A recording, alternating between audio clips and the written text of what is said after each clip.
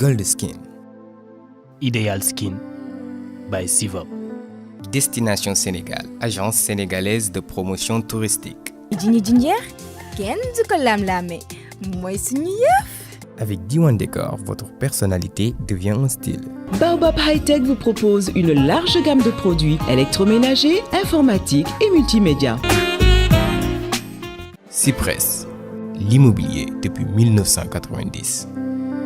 Central Park Baobab, Kër Ndiaye Lo, Structure B. Sobel Kitchens. Japan Motors, représentant officiel Nissan. Résidence Mamoun, les services d'un hôtel, la liberté d'un appartement. Marodi remercie Radisson Diamniadio.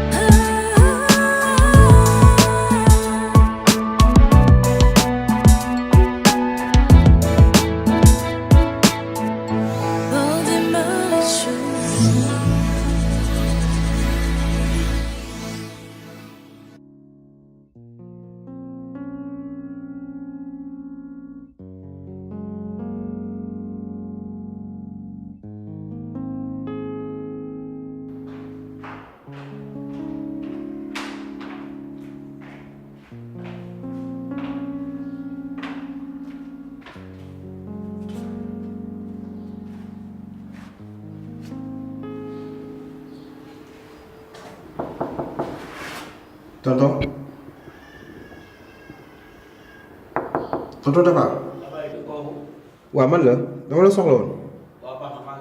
ok d'accord maa ngi lay xaar. maa def. ça va bien sant bu baax naka suba si. da ngaa guddee xew pa jàmm la. waaw gis nga rek de dama doon doxantuwaale am yenn yu ma doon lijjanti. d'accord waaye guddee àll yow yaay kilifa da ngaa war a léemu. dëgg la. ok Diop maa ngi ci kaw. ok am problème.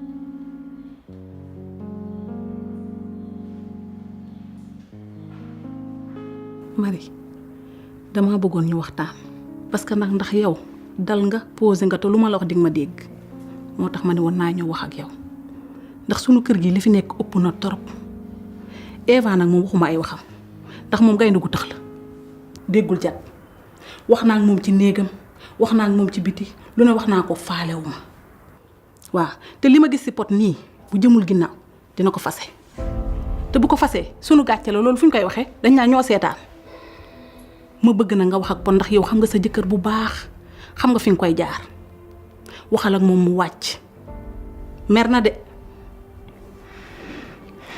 Badiane dégg naa bu baax li nga wax amul problème dinaa waxtaan ak Pod mais nag dangaa war a comprendre Eva moom miinul yi te xamu ko sax man nag dama cee jaar gis nga Badiane ba may woowee Pod sama yëf musuma xalaat sama àdduna ko dinaa ko bokk ak beneen jigéen bu ma demee nag ba di ko muñal yenn yu bari yii yëpp yooyu yëpp c'est grâce à Eva Badiane mag Eva jote nañ fi mu wax ma benn wax. li nekk sama digganteeg Pod nag moo gën a fort fuuf li ngay dund ak moom ndax dama laa jiitu ci xolam effort bi ngay def pour téye ko ci kër gi effort boobu lay def pour ñëw gis ci ma. Badiane mu doonoon lu metti ci man waaye may toog di ko muñ ci laa xam ne moom mii li mu wax dëgg la Badiane may toog di ko muñ parce que Pod dama ko bëgg moo tax Badiane mënatuma gis sama àdduna dara loo xamante ne war na maa jaaxal te bu dul dara man dama fee am doom te Badiane doom jooju noonu balaa ma ko fee am metti woon na loolu ci man te jaar naa ci lu nekk am naa ci yaakaar na nekk dina jeex Eva nag dafa comprendre rek mais xam naa bu ñu demee ba ci kanam dina xam te dina comprendre damay dem marché bu ma demee ba ñëw dinaa waxtaan ak Pod incha allah. waaw baax na dinaa la déglu incha allah.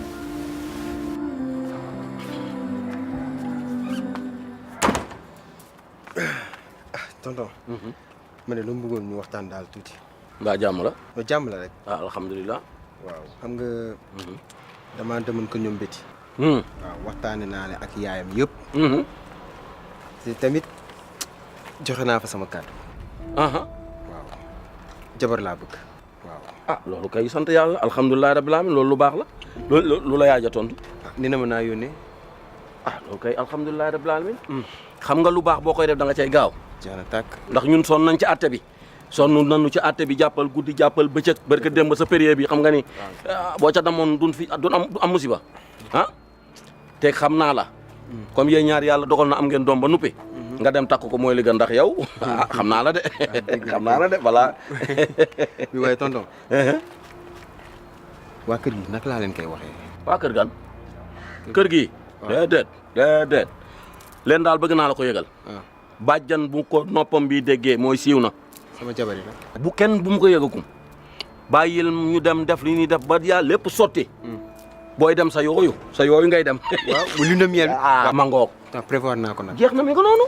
mais amul problème waa léegi man takk beeg yooyu noonu nu muy demee. amul problème biti nag xam nga mag nag moom du ko ndaw. te yaayam gis nga ko dafa yaru. kon boo koy defal di defal doomam da ngay def teraanga bu mag. te nag bu may dem nag nan li ngay joxe na duun. ma def ca lu ma def lu rëy. loolu du problème. jeex na. loo ma laaj ma jox. jeex na man daal bàyyi naa lépp sa loxo. bi ci topp nag mooy. prudence. jigéen ñi tendance bu won bi ñu jël fan yi baaxul. taal sa jëkkër lañ jël. taal waaw moom lañ jël de. yow daal defal li ngay def ci silencieux. ma dem dox ko te ñëw. waaw yaa ngi doog a def yi fi góor nag. yaa ngi doog a def yi fi góor nag. holding.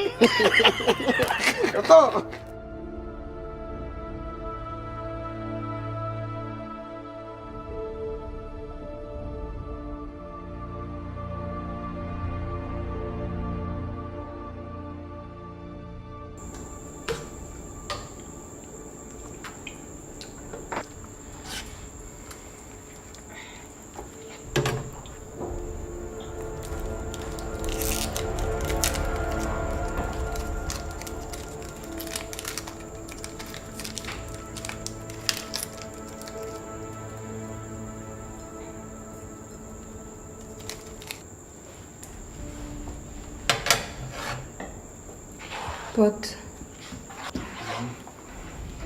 yow sama kilifa nga te am na yenn yoo xamante ne waruma la ko sax di la ko wax Pod coow li ci boppam moom moo war a jeex gis nga keroog ba ngay jotee ak Eva maa ngi woon sama néeg dégg naa lépp gis nga Pod lu ma leer ni di nga def loo xamante ne di nga ko rëccu ci ëllëg. non man je n'ai rien à regretter. Eva mooy kan. Eva mooy kan ba tey jii nii yow je te parle yow tu comprends mais elle ne va pas comprendre Eva mooy kan ba yow tu acceptes ma indi fi sama doom et elle non. mais Pod yow yaa ngi dégg sa bopp yow nga foog ne loolu neex na ci xol biti ak fi nga jaar ak moom yépp muy ñëw ci kër gi di jàkkaarloo ak ñun même man mii di wax ak yow sax neexuma dangaa war a xam ne li nekk ci man nekkul ci Eva man maa choisir toog ci kër gi nar fee sëy ba jeex xam nga lan moo ma fi génnee nga ne ma génnal ci biir kër gi bëggatuma la. loolu du ma sa am. Pod dangaa war a comprendre Eva Pod Eva dafa fiir Pod man sëy naa ci kër gi tas naa fi dem naa ñëwaat naa mais Pod Eva jotul dund loolu noonu ak yow Pod loolu mënoo koo xam Pod Eva xamul loolu xam nga lan laa lay yëgal Pod gis nga kër gi. boo yaakaaree ni keneen mën na ko régler ku dul yow mii yaa ngi nax sa bopp coow li ci boppam laa bëgg mu fay na jeex. mon amour coow li jeex na man coowatuma est-ce que danga ma dégg te ma wax boobu léegi waxatuma c'est fini je te promets que c'est fini. s'il te plaît na coow li jeex. gisoo ne coowatuma coow li jeex na. s'il te plaît. d'accord.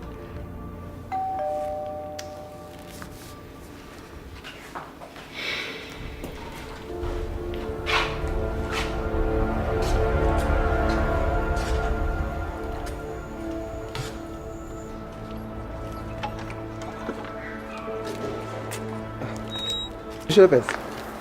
Oh mais actif ci biir. non jaru. Comment ça. yaa ma indi woon Eva li muy dund sa kër gi yëpp yëg naa ko Pod xawma kan ma war a xonkal bëtu Eva mais warul nekk yow bala nga ci jot daj nga lu ne Pod qu'est-ce qui se passe. Monsieur Lopez, vous savez, j'ai toujours eu un énorme respect pour vous. Parce que yow ak sam papa la woon démb tey soog a ñëw waaye ragaluma la de gis nga Eva sama jabar la man maay kilifaam te sama jabar kase lay mës a doon dañu am problème nag c'est vrai waaye ba nga taalee sa oto ñëw ba fii pour man da ngay ñëw dugg ñu toog xool naka lañ koy arranger parce que man c'est ce que je veux mais moo gën nga ñëw taxaw sama kanam di ma jéem a napp. Je ne suis pas là pour des arrangements mais plutôt pour un avertissement gis nga Eva su bëtam xonkate tu auras affaire à moi gis nga fi ma la jaarale woon fu ko raw laa lay jaarale li ma lay wax nag wax naa la ko ba pare un point et c'est tout.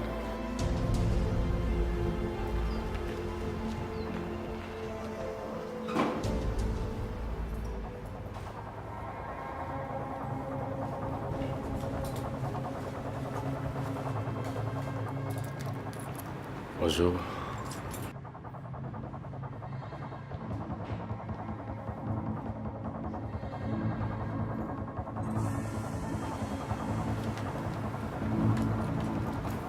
C'est quoi le problème? Parrain, le problème en est que li ma doon craindre dès le début moo mujj am xamoon naa ni tôt ou tard Momo allait finir par se révolter et on devait le mettre sur les faits dès le début. Sarah,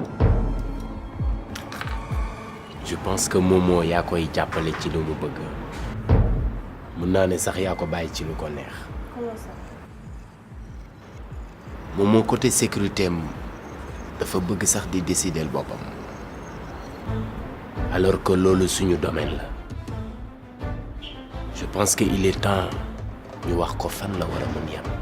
Biri, man Momo bàyyi ma ko ci lu ko neex. Si j'ai agi de la sorte, c'était pour sauver l'événement. Mais tu dois savoir que Momo c'est pas n'importe qui et on ne doit pas le traiter comme les autres. li nga def lépp est-ce que tax na événement bi am.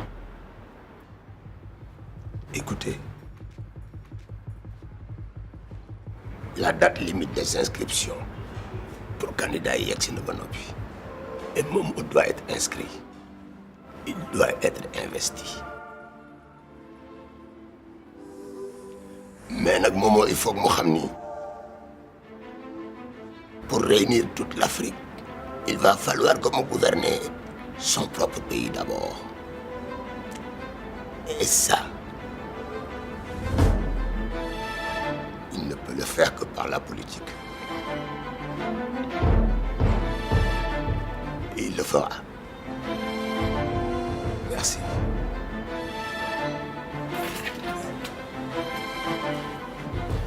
Élie, on déjeune ensemble.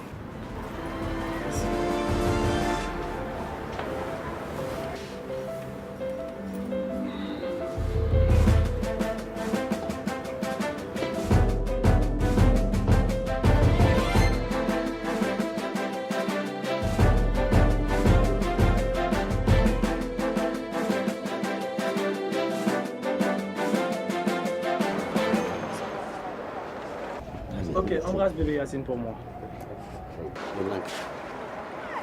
Ça va? Viens. Il est où ton chien de garde? Ce n'est plus d'actualité ça, frère. Bon bref, ça tombe bien. Gars, si tu n'as qu'à tailler, c'est parce que c'est très important. Vous vous rappelez, on est allé à Abidjan pour régler le problème. Et j'avais confiance à Billy. Taille sur un problème. C'est Billy. Comment ça? Non mais, les gars sont venus chez moi. Ils Chelsea Chabi. Billy était là. et le gardien heureusement man bi ma egsee li ma fekkee daal mooy gars yi joxoñ nañ Billy exactement ne ko tu as notre bébé et on va le récupérer. Je vous dis tout de suite. Non, attends. Quel gars d'abord? Oui, dama xam yan gars nga mel ni dama leen xam. Moi, de toute façon, je vous dis tout de suite, j'ai pas confiance à Billy. Mais attends, yow boo demee ba amatoo confiance ci Billy ñun nan lañ war a def.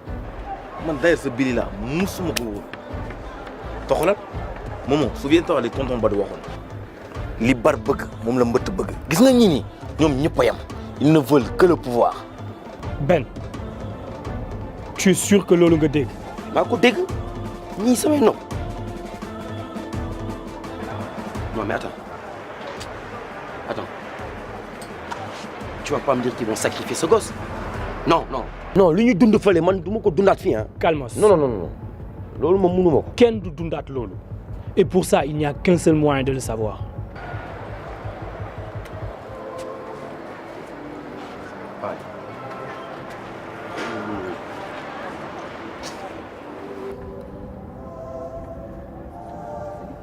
Allô? Ce n'est pas un appel de courtoisie. Je veux parler au parrain. Sarah, est-ce que je peux parler au parrain, oui ou non? Ok. Momo man fu mu toll nii leen laa gis mooy nga quitter mouvement bi. C'est déjà fait. C'est un mouvement politique. Je suis pas politique. Quant à li tax nga woo ñu fii, toutes ces questions qu'on se pose, il n'y a qu'un seul moyen d'en avoir le cœur net. Le parrain, dinaa dem jàkkaarloo ak moom, je vais lui poser ces questions et il va nous apporter des éclaircissements. Il faut mieux régler. Mais une chose, on ne prend pas de décision à la hâte. Nañ def ndànk, tekk ak tey. Ce problème, je m'en charge. Doudou, ñu dem.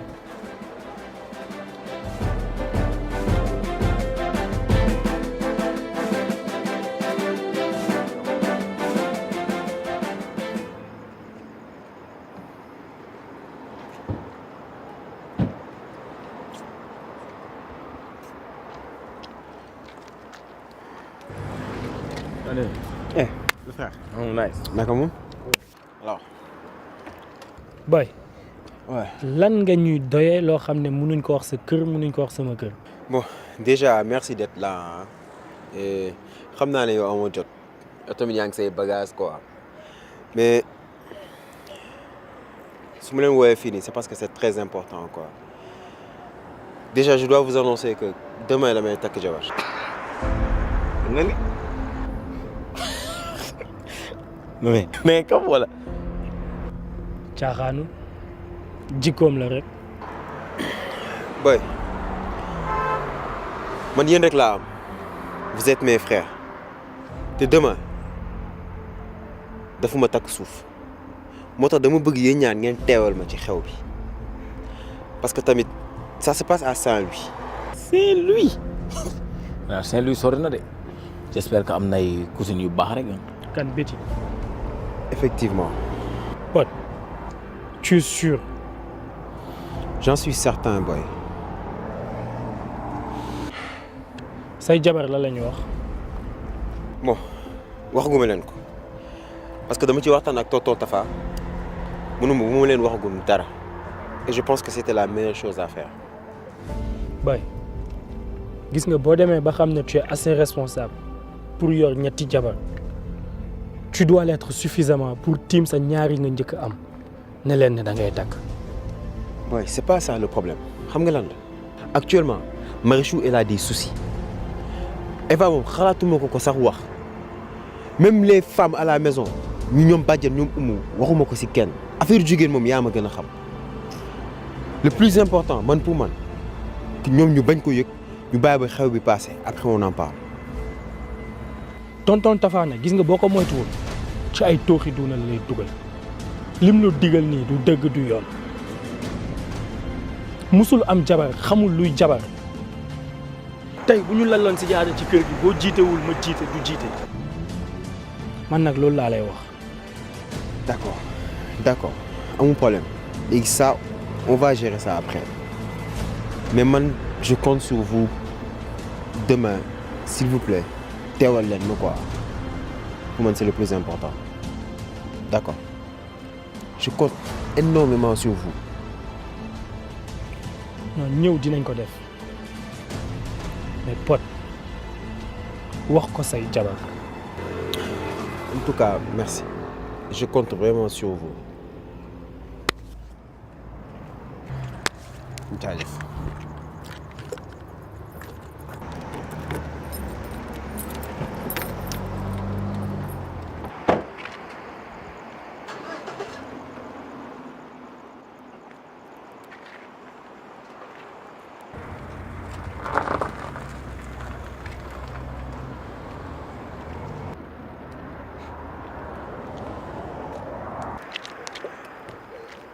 am fitu grand bi nag xoolal tey laa koy soo gëm. ñett la wax de ñett benn ñaar ñett.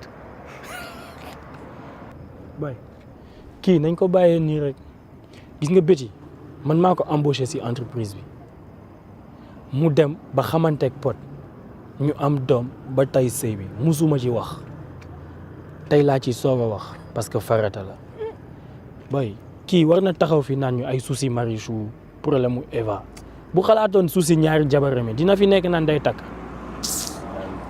ñu dem boy kii c'est pas la peine ñu dem. waaye tàng na.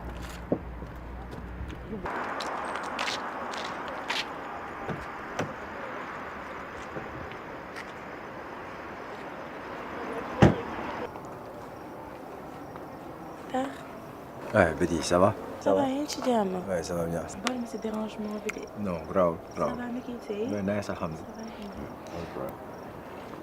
Bon li taxoon ma woo la nag juste que dama la doon yëgal que dañ may takk suba incha allah te dama gis ni que ma wax la ko moo gën a rafet ndax même bu dul dara defal nga ma xewtu teraanga bu nekk kon la moindre des choses ma yëgal la ko te maa ngi lay baalu àq nag bu baax a baax vraiment te li xewoon keroog su ma sañoon du demee noonu très sincèrement.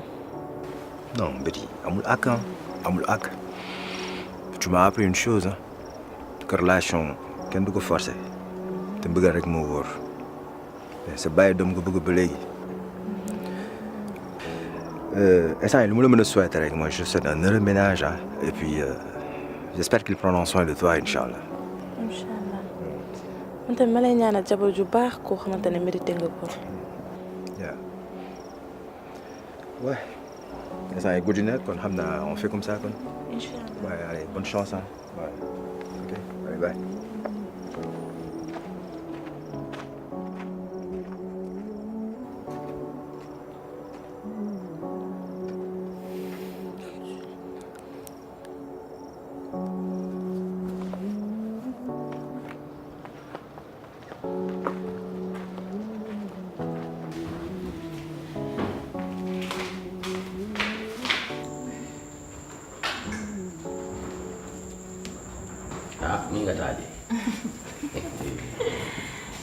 Eva. Kaay reer. Merci Soxna. Merci. Jaay. Merci. Reera. Ah.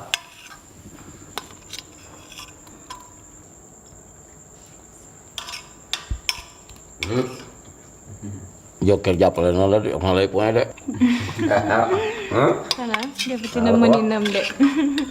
baa defati na mëninam.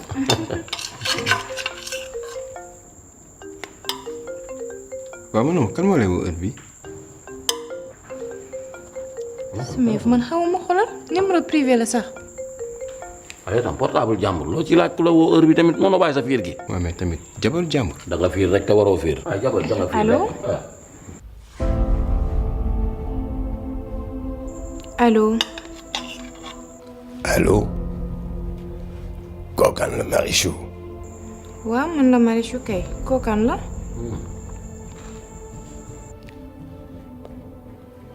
man la sa papa Kadea. yow la kan ba naan yow la sama papa.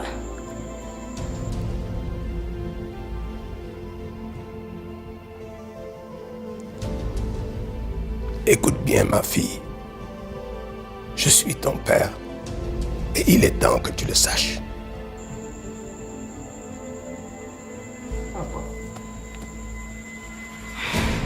Mon amour.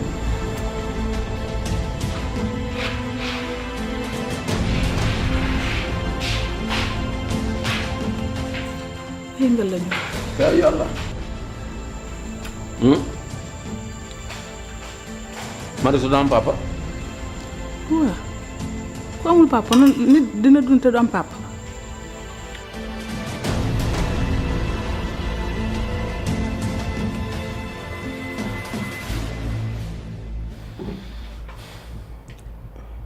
Mon ki la woo lan la wax. daf ma woo ne ma moom la sama papa. Pod man bëggatuma xam ci moom dara ay waxam sax bëgguma ko dégg. Mon amour, t'as jamais eu la chance de connaître ton père. Lii pour moi c'est une opportunité. Gis nga man mii di wax ak yow. J'ai connu mon père mais je l'ai perdu très tôt. su ma sañoon moment may wax ak yow nii mu nekk sama wet. xoolal ki la woo peut-être c'est un imposteur. xawma kan la mais essaye d'en savoir plus au moins jéemal xam kan la. Pod bëgguma xam ci moom dara gis nga li ma jot a xam ci moom rek daf maa doy sëkk ngir yàlla maa la ko ñaan bul insister jàpp si rek.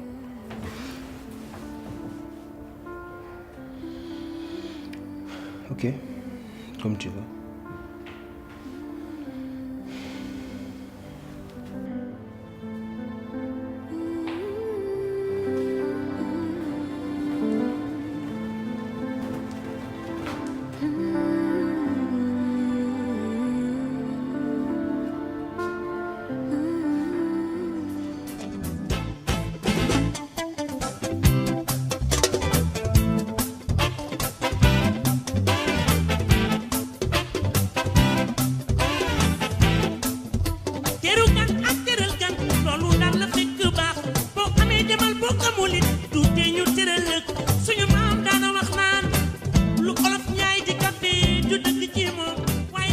sant naa yàlla bés bii rek laa doon xaar ñu muur la nga dem sëyi bés bii mooy bés bi ma gën a neex ci sama dund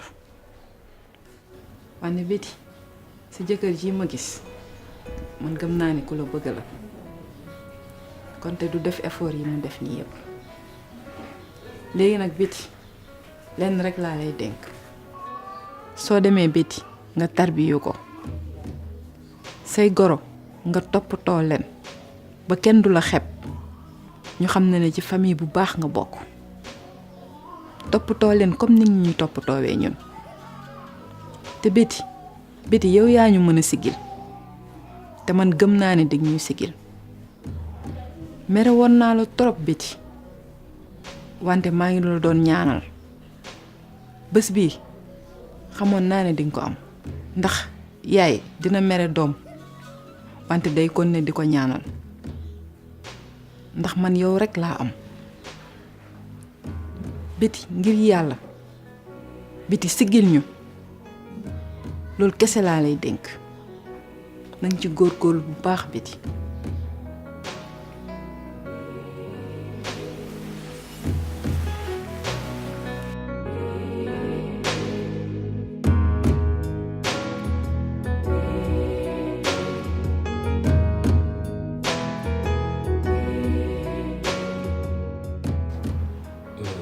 site bi pare na de.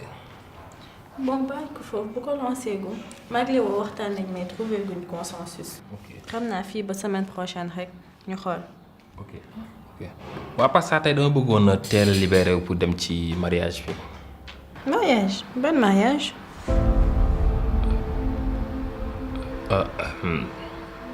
Saint-Louis la Saint-Louis. Saint-Louis. sori na de mbaa doo tardé. moo tax bëgg a teel dem nii quoi pour àgg. d'accord.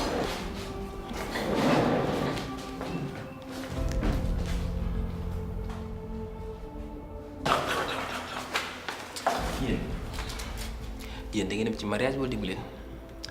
ban mariage. sa grand frère monsieur Diop mooy takk jabar tey.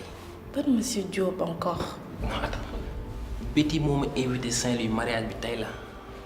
Attends, Betty moo la invité mariage, ce qui veut dire que Pod mooy takk jabar mooy takk Betty. moo nekk dangaa juum der Pod moo takk jabar te man yëguma ko.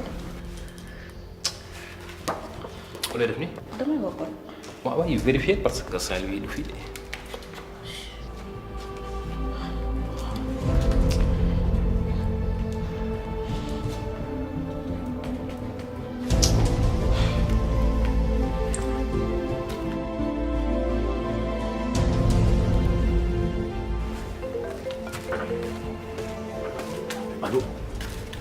Allô waa Dodo attends Do man damay gént wala Pod dafay takk jabar tey.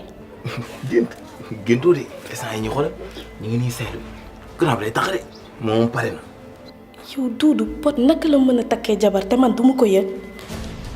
yee defal nànk gis nga fu mu toll nii dañ ko bëgg def en douce waxagul ko kenn léegi nag xoolal bu wax kenn tamit yow bu ko wax kenn de après nag ñun dañ ko wax gars yi loolu yaa ma gën a xam Dodo. Donc yéen vous étiez au courant. Dodo yéen a bon yéen a yées yéen yi naka ngeen ko mënee yéen bêtises yu Pod yi naka ngeen ko ci mën a toppee. chut oui ma waaw ok am problème ok. Allô. Allô. bul wax dara baram ci parce que dafa yëgu ci dara.